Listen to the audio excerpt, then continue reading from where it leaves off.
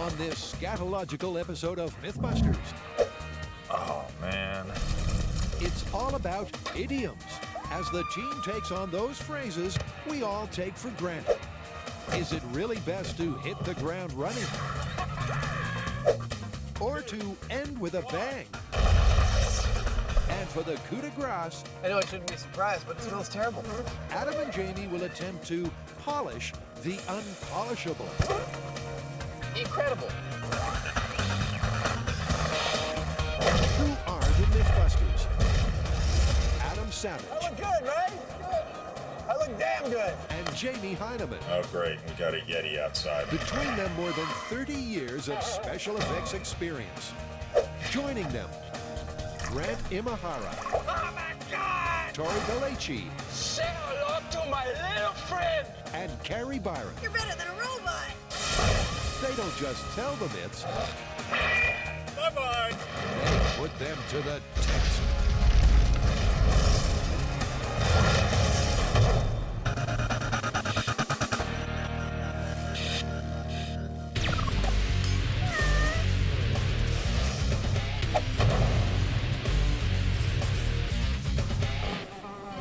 So, we're doing idioms. Do you have any? I do, actually. At Industrial Light Magic, whenever we were working on a model that required a lot of detail and yet was still ugly, we referred to the process as polishing. So, the myth is you can't polish. Exactly. That one's been around forever. I've heard that all over the place. I got a wrinkle, though, because the network has instructed us that we're not allowed to use the word. Can we say? Of course not. Nope. But to set your mind at ease, we can say feces, manure, guano, dung, waste, scat, doo-doo, poo-poo, and poop. Pedants that we are, we've put common idioms to the test before. We've dared to question the culpability of bulls in china shops. They're very careful of the break in China. The trouble with finding needles in haystacks. And the ease of shooting fish in a barrel. I think he's still squirming. But this just might be the toughest task of all. So, where are we going to start with this poop polishing? Well, I think we're going to need the widest possible array of dung that we can find. A veritable smorgasbord of fecal matter. And then see if there's any specific kind we can get to take a high polish. Okay, let's get at it. From here, the best place to find a truly broad selection of dung is the San Francisco Zoo. Well, we're just about to go into the barn containing a bunch of giraffes, or as we on MythBusters like to call them, the large herbivore savanna-based feces production units. And hopefully they're going to have some special packages just for us. But you can't expect something for nothing, so the boys come bearing fruit. We've got some breakfast here. This girl refuses to take Adam's banana. No surprises there. Jamie has better luck. She's beautiful.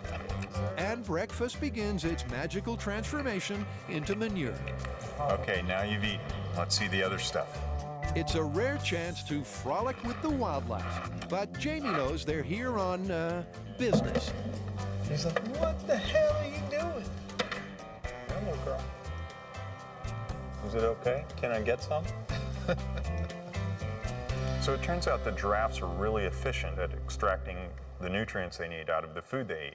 Unlike things like elephants and other herbivores that live in the same environment that are basically like cows, the way they process, the giraffes extract every last little thing, out of the food, and that's why you end up with this dense little nugget, which tells me that it might be better material for us to work with.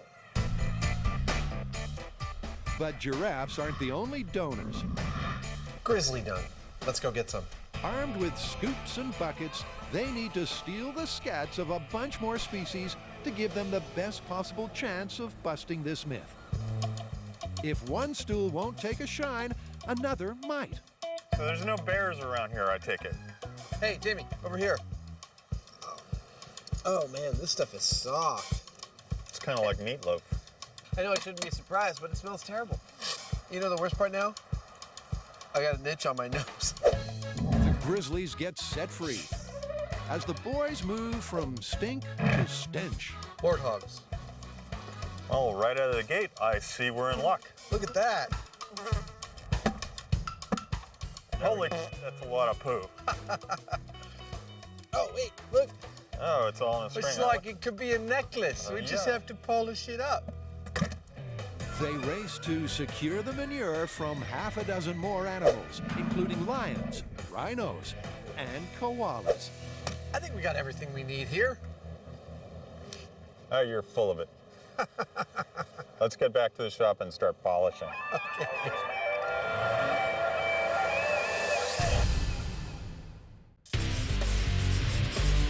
Now, to test a myth with momentum. All right, so what's next? Well, we've got another myth that will likely result in you getting hurt. Great. Awesome. What is it? Okay, you know the phrase hit the ground running? Yeah, that's the term when somebody is like already up to speed before they start a job. Right. Well, what we want to know is if you literally hit the ground running, do you get going any faster? I like it. Yeah, it sounds dangerous for you. When the phrase surfaced in the 1890s, it was meant literally. So all the more reason to put it to the test. We'll move on to wheels in motion, but kick off with fast feet. So how are we going to test this? I think we need to start out with a harness to keep us suspended in the air so we can get our feet moving before we touch the ground. We should probably also add some forward momentum to see if that has any difference on the experiment. Wait a minute, that sounds like we're all getting hurt, not just Tori. Welcome to my world. And welcome back to Trapeze Arts. This is where our three thrill seekers once tried a 360 on a swing. Oh my gosh, that's enough! The teams commissioned an indoor zip line to help launch the legend. Meantime, they'll need some baseline figures to see if this phrase has legs. Well, I think we should start out with a control run from a standing start, let's say 30 feet, and then time it. All right, then we'll use our harness rig so that way we're up off the ground.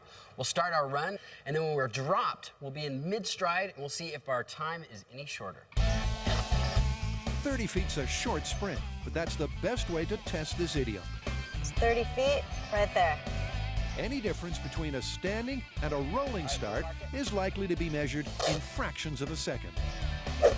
Let's go! Let's go! Come on! Get those shoes on! Get those shoes on! Tori's the first to run his 3 standing start control sprints. On your marks, get set, go. Tori consistently clocks just over 2 seconds. 2:11. But those tiny differentials might make all the difference. All right, who's next? Now, Carrie and Grant post their own times. I'm ready. On your marks, get set, go. That was cute. It was cute. I like the way she hit the back. Then Grant steps up to the mark. On your marks, get set, go. Grant figures out the average time for each runner. That's the mark they'll have to beat. And now for the fun stuff. Okay, hit the ground running test. Go over the plan. All right, so the trapeze is set up. Eric's gonna lift us up so our feet aren't touching the ground. We're gonna start moving our feet. As soon as we hear go, we drop down and start the run. Tori takes flight as Carrie takes fright. Personally, I think hitting the ground running sounds great in your head if you're thinking in cartoons, but in real life, I have a feeling it's going to trip you up and, well, we might see some face plants. We live in hope.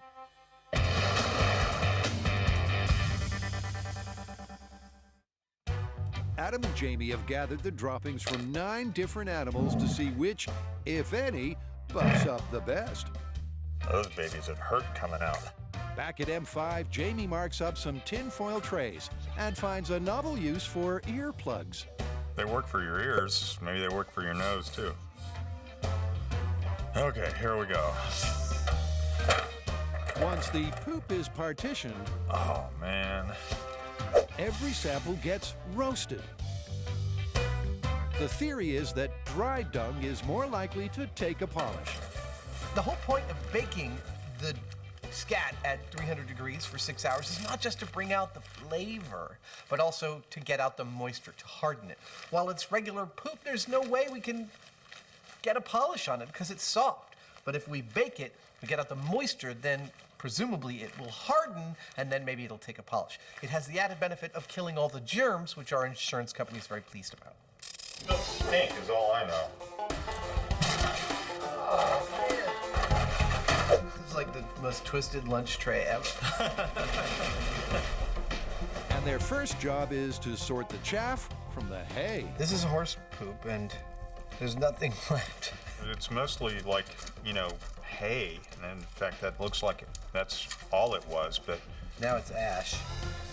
Baked horse manure looks way too flaky to take a polish. And the same goes for elephant, rhino, and grizzly dung.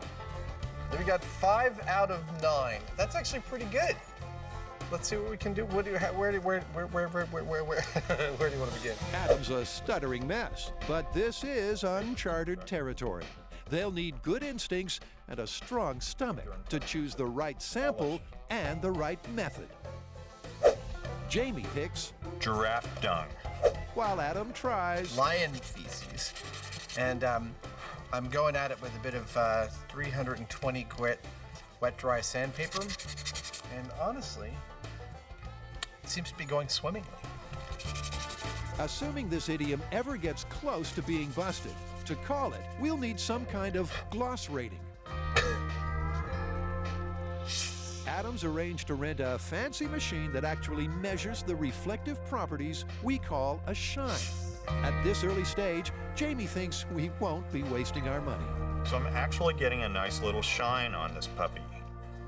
I'm doing that just by adding a little bit of water to the table surface and rubbing it around until it kind of flattens what material's already there out into a nice surface. Giraffe pellets do seem to have polish potential. The finishing touch on this is going to be to add a little bit of oil, just like you would put on your furniture that you've got nice and polished, and that'll keep it shiny. Meantime, Adam goes high-tech with a jeweler's wheel. Terrible failure, that is, right there.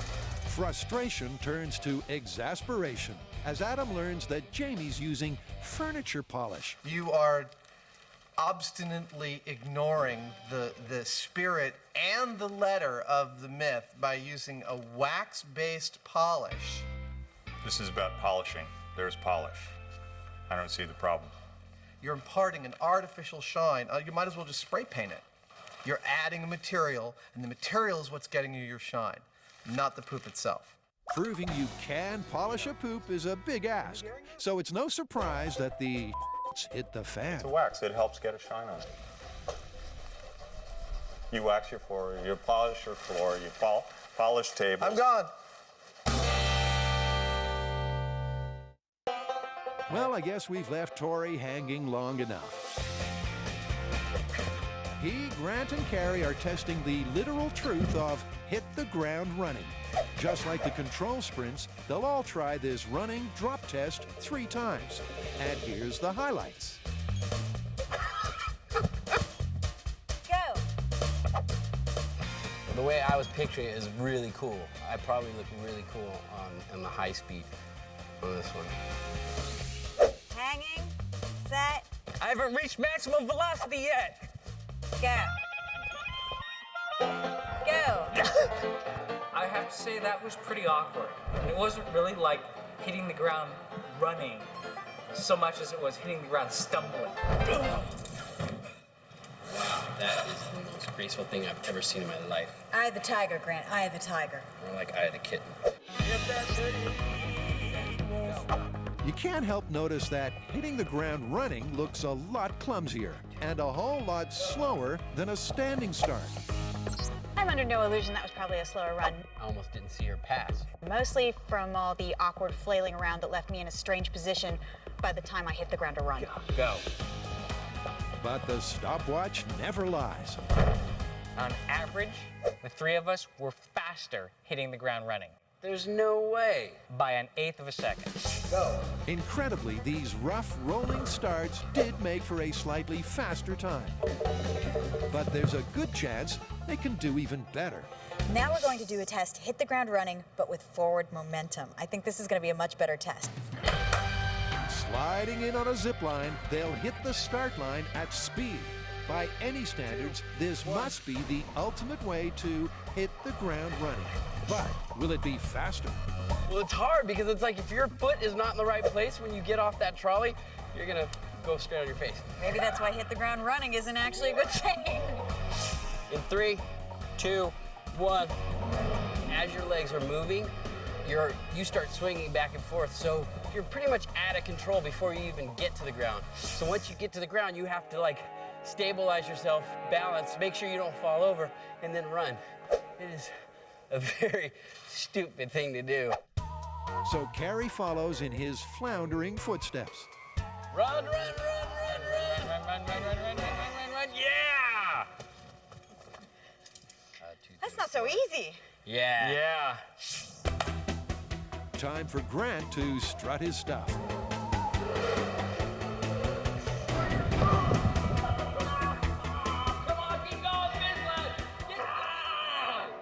When your legs go in the air, the trolley starts rocking. Suddenly you can't tell where the floor is, and I hit the floor, and things just went all wrong.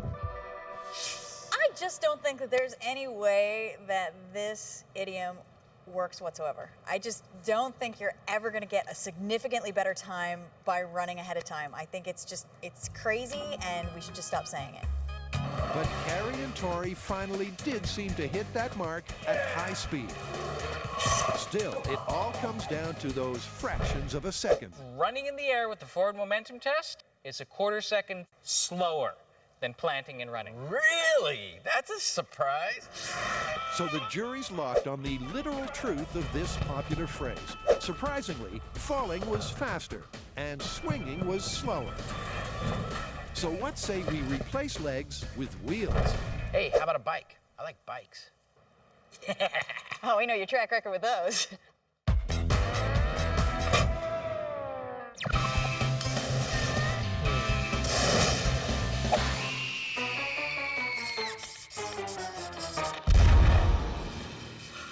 I can tell you're trying to send a message, but I can't figure out what it is. It's an idiom we've been exploiting it since the very beginning of the show. Really? An idiom? I can't figure out what. You gotta tell me. Better to end with a bang. So you're suggesting that we end the idiom special with a bang? Exactly. That's brilliant. Let's get out of here. Sure, we always assume it's better to end with a bang, especially on MythBusters.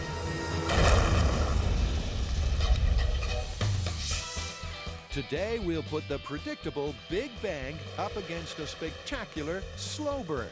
But first, well, we'll have to blow something into tiny, tiny pieces. So, ending with a bang. What are we going to blow up? Well, you know, normally we blow up really big, spectacular stuff. I was thinking, what if we blow up something small and piddling, but in a spectacular way, like your little moped there? What, this thing? Yeah, I love it. let's do it. Ensuring no one goes home with 9 fingers or 1 eyebrow, Frank Doyle and J.D. Nelson. So the goal is to make Jamie's moped go away. Dead cord. Det cord, alias Primacord, aka linear explosive. It might look like a clothesline, but the core of this flexible tubing is compressed powdered explosive. Does it have to be pretty? Hey, nothing on this show needs to be pretty. It just needs to be thorough. I don't know what this moped ever did to me, but for some reason I'm really enjoying the idea of watching it go away. Okay, let's replace the word thorough with strangulation. Yes, for today's bang, we have chosen a vintage mobilette or moped, which we have wrapped carefully with aged primer cord, several hundred feet, held together with duct tape and ignited with the blasting cap. I trust it will be fabulous. All right, it's beautiful. But beauty sometimes needs a helping hand. Well, I'm not one to let well enough alone, and the task we have is to go out with the bang. So I'm going to add some gasoline. This is a technique we learned when we were doing the Hollywood explosion, and if you take a look at this footage of me pretending to be my own action hero, you'll see what kind of explosion we can expect from this. 3, 2, 1!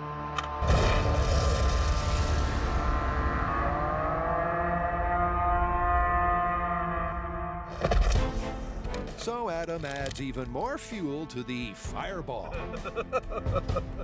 When a demolitions expert laughs like that, it's time to run for cover. At least the boys have a bunker to hide in. Okay, everybody ready? We are. All right. Ends with a bang. Firing in 3, 2, 1. Wait. I just realized this is ending with a bang.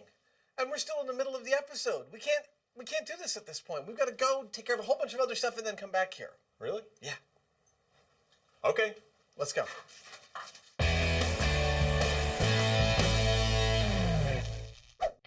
Carrie, Tori, and Grant have been testing the truth of the idiom, hit the ground running, to see if it really is faster than a standing start. The results were surprising and inconsistent. But where feet failed us, wheels might provide the answer. We'll end with a car, but start with a bicycle. You may remember this bike from Drive Shaft Pole Vault. We have a very interesting relationship, me and this bike.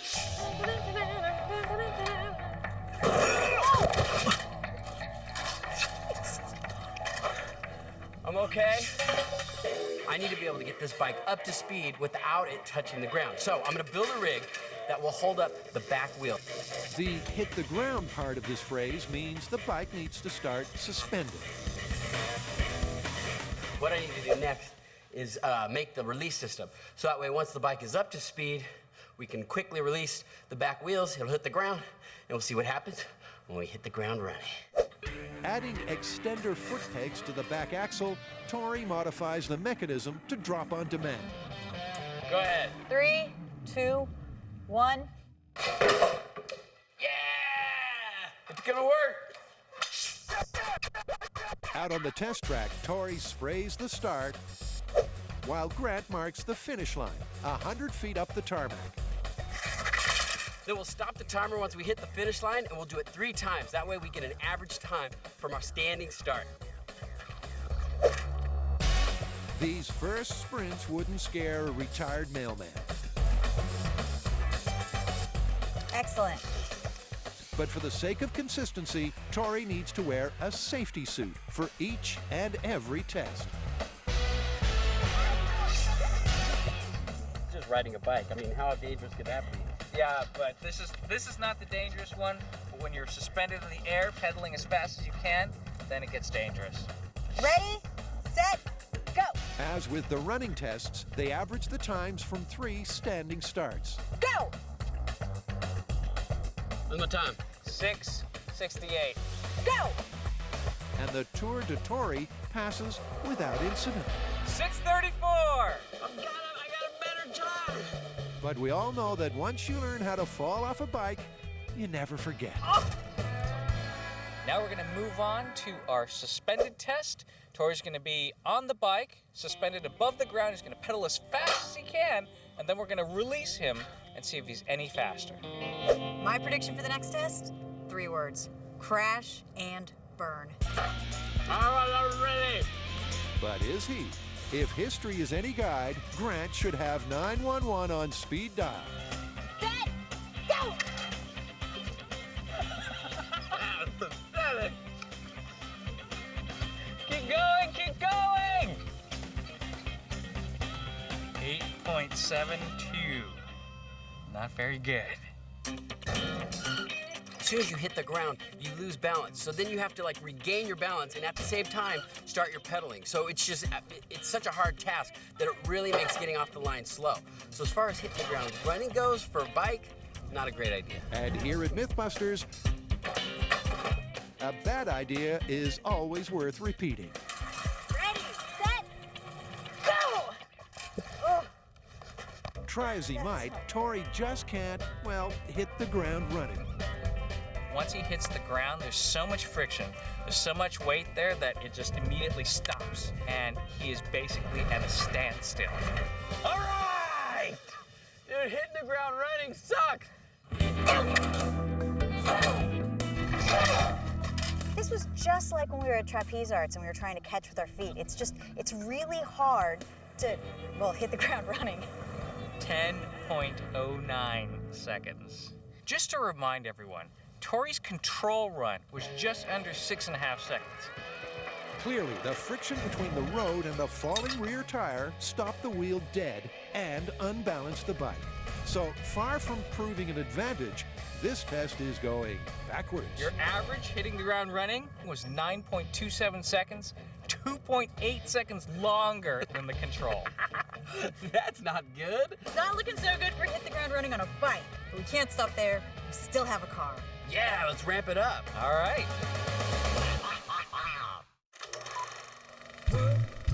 Adam and Jamie are testing the truth of that delightful idiom, you can't polish a you-know-what. Adding to the unpleasantness, Jamie's use of furniture polish provoked a scat spat. I mean, it's ridiculous. I just don't believe it. I don't believe it. You can be as literal as you want, but you polish your floor using wax like this. You polish tables. Nobody accuses you of cheating when you polish your living room furniture with polish. So I think Adam's just kind of like off because he's not getting any results, and I am. I'm interested as to whether or not these things are actually polishable, not as to whether or not I can add something to them to achieve a shine. But he'd sooner strike a light than curse the darkness. Hello, sir. Adams enlisted Jason Arnold to explain the Japanese art of dorodango, shaping shiny balls from common dirt, using only your hands, tap water, and patience. This was made out of just some soil found in my dad's backyard. Then I wanted something nicer, so I went and got just a nice dirt mix that didn't have a bunch of junk in it. So, Wow, these are great. yeah. Can you teach me how to do this? Absolutely, yes. I'd love to teach people how to do this. Let's do it. All right. The boys dish the dirt side by side. It's a proof of concept cooking lesson that hopefully works just as well with manure. You know, usually on the show I'm connecting to my 14-year-old self, the pyromaniac. Now I'm connecting to my 4-year-old self. You're looking pretty good there. I think you could start to pick that up and get your hands dirty. All right. They need a good balance of dirt and water to shape a sphere the size of a pool ball. And remember, this is nothing more than a ball of mud. Now I feel like I want to add just like a little tiny bit of water. I really want to try and get water out of it. Okay. If you feel that it's too dry, maybe, and it's like crumbling, then yeah, you may want to add some water to No, I it. feel like I'm right on the edge. Adam soon adapts to the rolling rhythm. This is so much fun. And the frequent trips to the fridge to speed up the condensation. So 25 minutes, we pull them out? Sounds great. It all takes time, but it could be worse. If you're doing this the old-fashioned way with no refrigerator outside, it'll take more like a week or longer as you leave it outside. Now, Adam has a surprise for Jason. So Jason, I know I haven't told you what the whole purpose of this is. I'm wondering how well this process would translate to poop. To polishing poop. It could be done, I think. That's all I needed to know. I'm starting to feel like this is definitely applicable to poop, and I guess you would definitely call that Doradungo.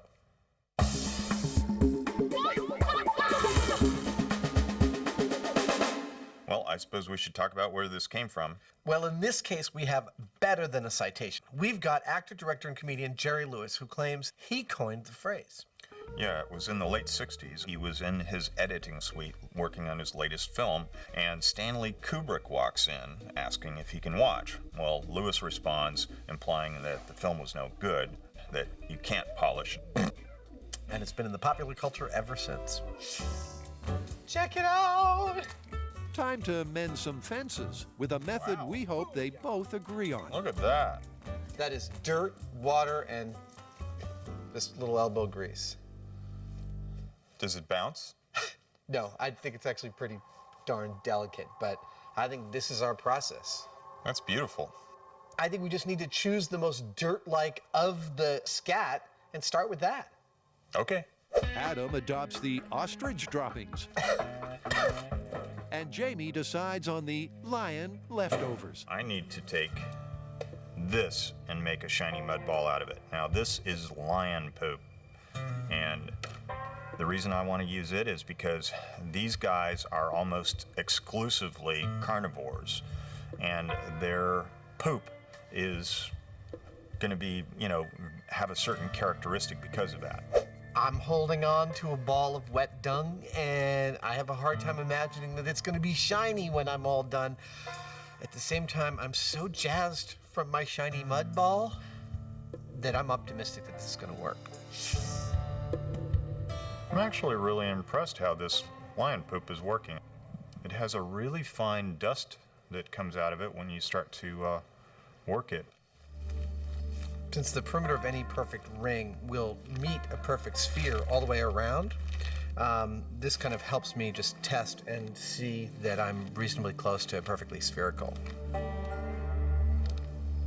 These are so simple. They're just, there's nothing more pure than a sphere. Unless the sphere needs a shave. Jamie resists yelling, "Waiter, there's a hair in my poop." He just takes care of business. That's working.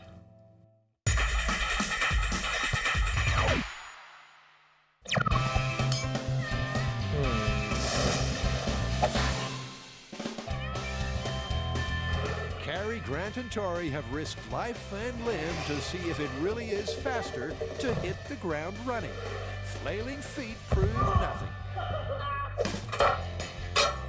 And the hover bike was a total bust.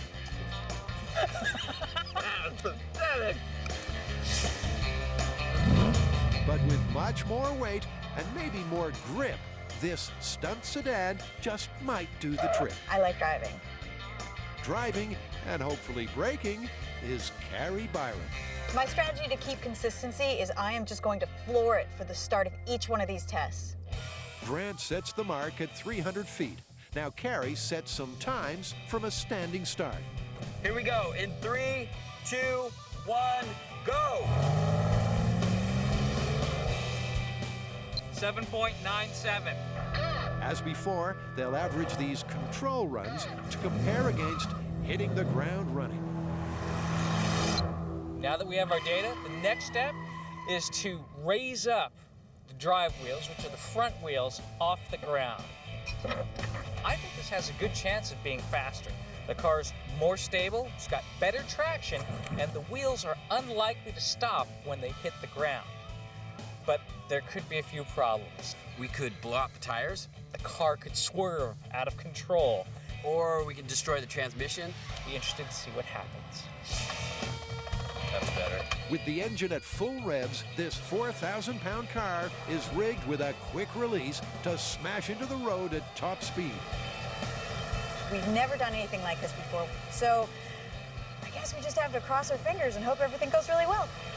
And if things don't go well, there's no way anyone here can help her. Unlike the bike, the car wheels don't stop dead, but they do seem to struggle for traction. The front end is up off the ground. The wheels are spinning as fast as they can go. I pull the release, and it bounces off the pavement, skids out, and takes off. Tires didn't pop, so I think we're good. We'll be able to do another test. That's a green light for a second run. This is the craziest thing ever. You're standing down here at the end of the line, and you see, once the car hits the ground, a huge cloud of smoke. And I'm not quite sure, actually, if the car is moving towards me until it breaks through the smoke and I can see it accelerating. Incredibly, nothing's broken. So Carrie hooks up for her third and final drop drag.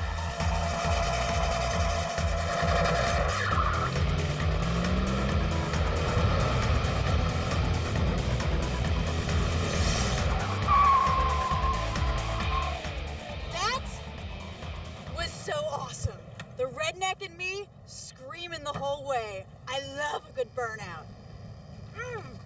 Oh, and I'm sure the test went well too. At the end of a day charged by hormones and horsepower, it all comes down to timing. Was hitting the ground running faster than a standing start? Now, as cool as that was, I don't know if it made it any faster. You know, I was concentrating so hard on just going straight. It just all went slow motion for me. All right, well, the results are in, and it was very close. Now, the average for the control test for the whole 300 feet 7.88 seconds. What was hitting the ground running? The average of hitting the ground running, 8.04 seconds. Yes, we busted this one! And we busted the car, so we gotta push it home. We've tried it running, cycling, and now motoring. This is one idiom that works better in theory than in practice. Push harder! Wait, who's steering?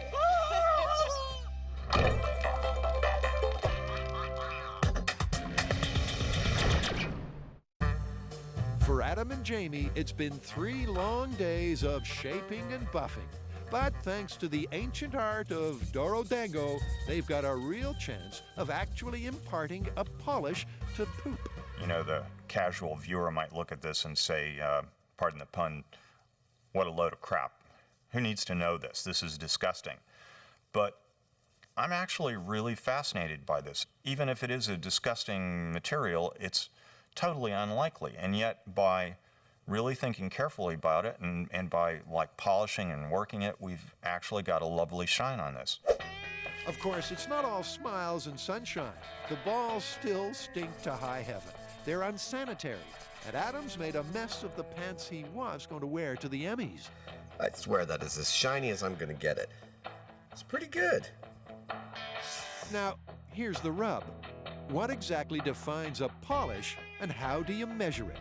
Adam's left nothing to chance. Because the whole point of this exercise is to polish a poop, the question remains, how do we know when we get there? What is shiny? What is polished? Well, we've got a gloss meter here, which measures shininess in gloss units. And we know that anything above a gloss unit measurement of 70 is considered high gloss or polished. And I submit that that is our target. First, I'm going to run it through its paces with this shiny chrome ball, which no one would dispute is a very polished ball. The gloss reading on polished chrome should give us some idea of whether or not Adam's dung ball will make the grade. Okay, the results are in. Shiny chrome ball, 275 gloss units. Now I'd like to measure my Dorodongo. They've cramped their fingers, lost time with loved ones, and infused M5 with a stink that might just last forever. But if they can bust this myth, well, it's almost worth it. 106. Remember, anything above a gloss units of 70 is high gloss, and I got 106. So I succeeded in polishing a poop. Let's go get Jamie's. Dude, I achieved high gloss according to our gloss meter. Not bad for like a lot of grass and other things in there. Yeah, I got 106. Wow. I can just about see myself in it. Oh, we got to test yours. Come on, let's go. Okay. Jamie, you'll recall, chose the lion dung. So in this bizarre quest for the best and brightest, it's carnivore versus herbivore. Nicely done. 183 gloss units. So you should know anything above 70 gloss units is considered high gloss, and you knocked it out of the park. So I guess I succeeded. This is nothing but poop. Yeah. And like, what was it? 3 or 4 days of constant polishing in my off time? Who knew? Well, 106 gloss units for ostrich. 183 for a lion. They're shiny. They are. I'd say we've handily busted this myth. You can, in fact, polish a poop. Yes, you can. It's busted. I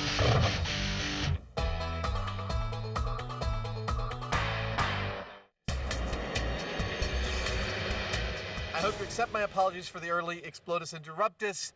Firing in 3, 2, Wait, hold on. It's now the end of the show, and now we can proceed with ending with a bang. In case you didn't remember, we've got a moped up there wrapped with a couple of 100 feet of det cord It's like a spider caught it, really. and about a gallon of gasoline. We're just about to light that puppy up, and it should be pretty spectacular. Ends with a bang. Are you ready? I'm ready. You sure? Just do it. Firing in 3, 2, 1.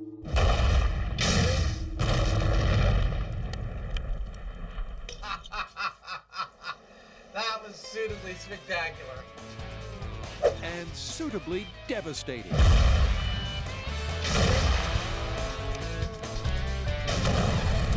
They've turned a moped into a no-ped.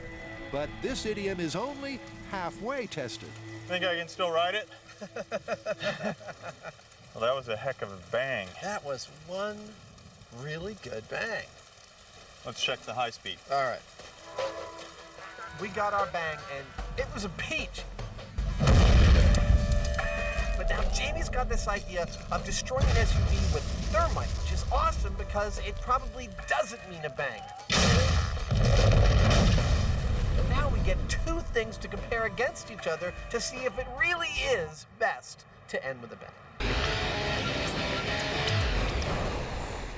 What's the earliest reference we have for ending with a bang? The researchers had some trouble with this one, but they cleverly pulled up a 1925 poem by T.S. Eliot titled The Hollow Men, which ends with the stanza, "This is the way the world ends, not with a bang, but with a whimper."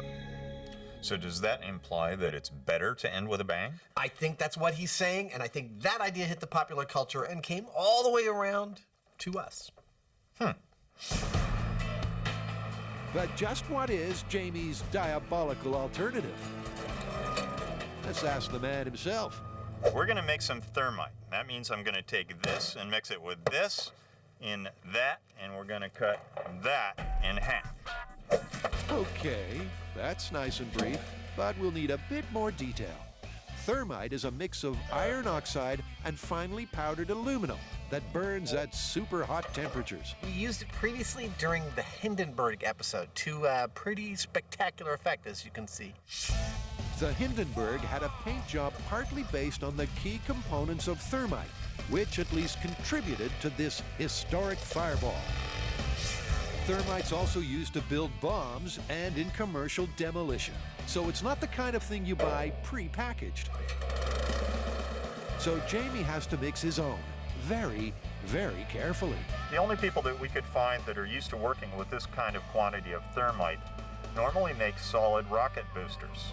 And they told me that I need to be really careful with this because even mixing it in a mixer like this can generate enough heat from the friction that it could auto-ignite.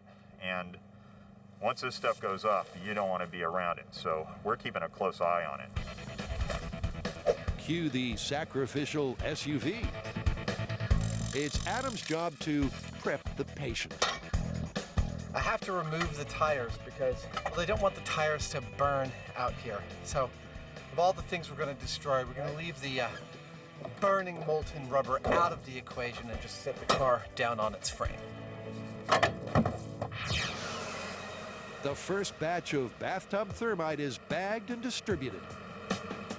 So I figure we stuff these in around the engine, and when it starts to run through the hood, it'll set them off. Now, Adam's method gives an insight into Jamie's madness. He's landscaping the car with house bricks to form a flaming gutter. My vision is that we're going to create a river of thermite that's going to rain down on the inside of this SUV and cut it right in half. Now, is it going to do that? We don't have a clue. It hasn't been done before, but it's going to be cool. Something's just occurring to me. What's that? This is a freaking lot of thermite. Have you found anyone who's ever set off this much? Nowhere close. Cool. Maybe somebody has, but I couldn't find them. If he could, they probably wouldn't approve of this. By the time he's finished, Jamie's used more than 1,000 pounds of thermite. I don't know, but I think that ought to do it. Ought to do something. This is, it's like repeatedly trying to do things that only happen in cartoons. Well, if we don't, who will? The aim here is to stage a spectacle that's better than a bang. So, what are the odds? It burns at 4,500 degrees. It's self-oxidizing, meaning that you can't really put it out because it doesn't care what you do to it. And as far as we know, nobody's used this much before. It's going to be amazing. If this works the way we're planning, if we actually achieve just splitting this SUV down the middle, then absolutely it's going to be better than a bang. But I really, it's anybody's guess as to whether or not it's going to work. Okay, I'm going to light her up. Over. Don't you just love seeing history in the making? Jamie sets the slow burn fuses, then moseys on back to safety.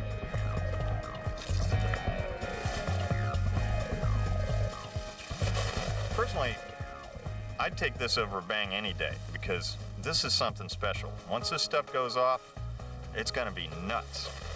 I think something's starting to happen towards the rear of the car.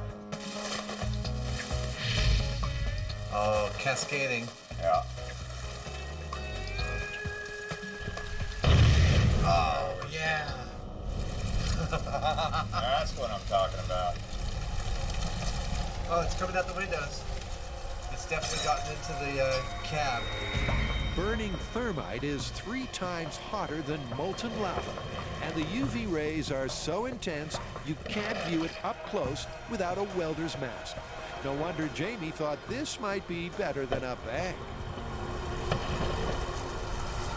God, that's gorgeous.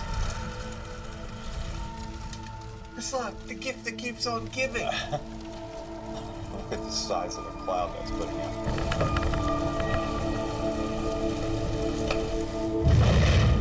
Wow. Oh, there it is. The river's running down. Yeah, you can see it dripping off the front of the car. Exactly. Oh, that's great. As the fire peaks, then sputters, it looks like the thermite strip hasn't quite cleaved the roof. Looks like it's petering out. JD decides it's safe enough to venture forth. While it didn't really cleanly cut it right down the middle like I was hoping, there's not going to be a whole lot left of that car. You can actually see where the 2 separate halves of the roof have dropped down. Oh, yeah. It cleanly sliced the whole roof where the main line was, but for some reason it didn't get all the way to the windshield and it didn't cut through the hood. No. But rending the roof wasn't the main aim. They just want to know one thing. Was this better than a bang? I'm sort of biased towards saying yes, because, I mean, the amount of energy that was released here was just enormous. This was something that you just never see 1,000 pounds of thermite going off. This was fantastic. I loved it. Well, for ends with a bang, we've got 2 beautiful points of comparison. On one hand, we've got the non-bang, and the other hand, the bang. I like the non-bang. Yeah, and I like the bang, which means we're deadlocked. We can't call this one. Well, let's do something a little different and put it to the viewers. Let them decide. That's brilliant. Log on to discovery.com/mythbusters and tell us which one you liked best. So you can help decide if this one's confirmed or busted. Meantime, Adam has some closing thoughts. Well, we got our bang and we got our non-bang. But just in case you feel like ending this very episode with the bang, here's a few of my favorites, starting off with a good old water heater explosion.